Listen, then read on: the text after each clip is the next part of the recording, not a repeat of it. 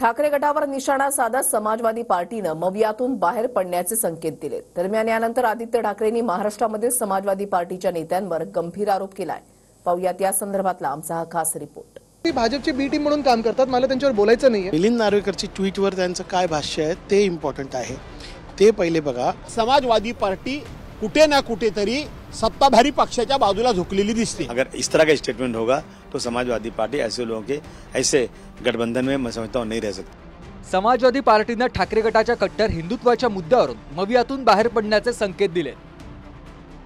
दरम्यान यानंतर आदित्य ठाकरेंनी अबू आझमी आणि रईस शेख यांच्यावरती गंभीर आरोप केलाय। महाराष्ट्रातील सपाचे नेते भाजपची बी टीम असल्याचा आरोप आदित्य ठाकरेंनी केला। दरम्यान या आरोपांनंतर रईस शेख यांनीही पलटवार केलाय। समाजवादी पक्ष अखिलेश यादवजी जे चालवतात ते यूपी मध्ये एक वेगळेपणे चालवतात। इंडिया आघाडीचं तिथे खूप छान नेतृत्व करत आहेत। इकडचे जो त्यांचं जे काही आहेत, अनेकदा मी हाऊसमध्ये बसून पाहिलेलं आहे आणि ह्या निवडणुकीत पण पाहिले की ती भाजपची बी टीम म्हणून काम करतात। मला त्यांच्यावर बोलायचं नाहीये। आमची जी भूमिका आहे ती स्पष्ट आहे। आमचं हिंदुत्व आम्ही पहिलं पण सांगितलं, हृदयात राम आणि हाताला काम, ते आमचं आहे। सगळ्यांनाच घेऊन सोबत चाललोय। उलट तुम्हाला अजून एक सांगतो, कदाचित आम्ही एकमेव पक्ष असे असू जे स्पष्टपणे सांगतो की आम्ही हिंदुत्ववादी आहोत। सबका साथ सबका विकास जे भाजप सांगत होते ते आम्ही करत आहोत, भाजप नाही करत आहे। त्यांनी पहिले खुलासा करावा की महाविकास आघाडीचं जे गठन झालेलं आहे ते सेक्युलर भूमिकावर झालेलं आहे। आपल्याला सेक्युलर विचारांना जपन करायचं आहे, तर मिलिंद नार्वेकरची ट्विटवर त्यांचं काय भाष्य आहे ते इम्पॉर्टंट आहे, ते पहिले बघा।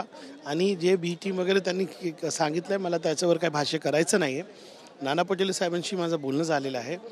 जी भूमिका मिलिंद नार्वेकरांनी घेतलेली आहे त्यावर शिवसेनेचं काय मत आहे आणि त्यावर काँग्रेस एनसीपीचं काय मत आहे तो इम्पॉर्टंट। दरम्यान ठाकरे गटाचे आमदार मिलिंद नार्वेकरांच्या ट्विट नंतर हा वाद निर्माण झालाय।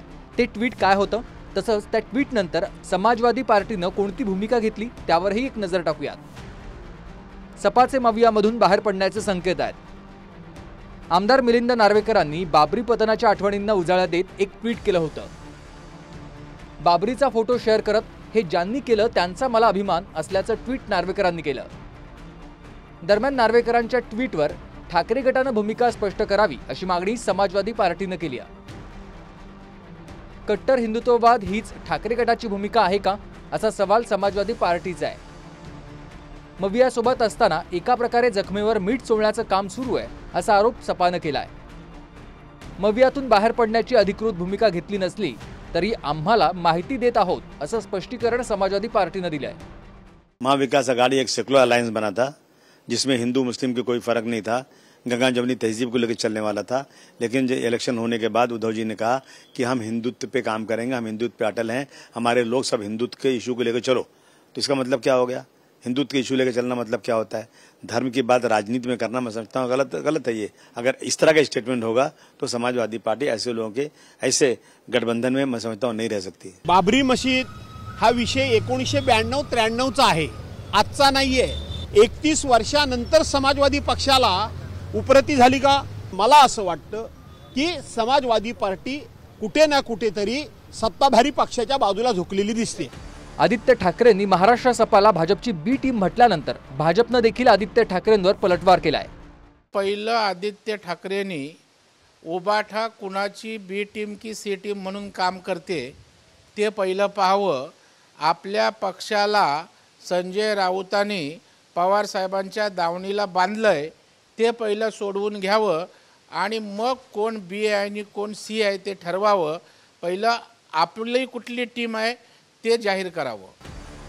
महाराष्ट्र सपानं घेतलेल्या भूमिकेनंतर महाराष्ट्रात मवियामध्ये वादाची ठिणगी पडली आहे। सपाकडून अबू आझमी, रईस शेख तर ठाकरे गटाकडून आदित्य ठाकरेंनी आपली भूमिका जाहीर करत प्रत्युत्तर दिलंय।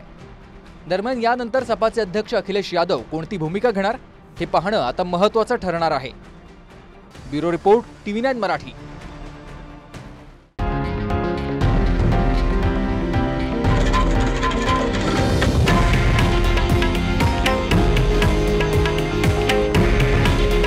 हे आहे देशातील नंबर 1 न्यूज नेटवर्क आणि आपण पाहत आहात TV9 मराठी।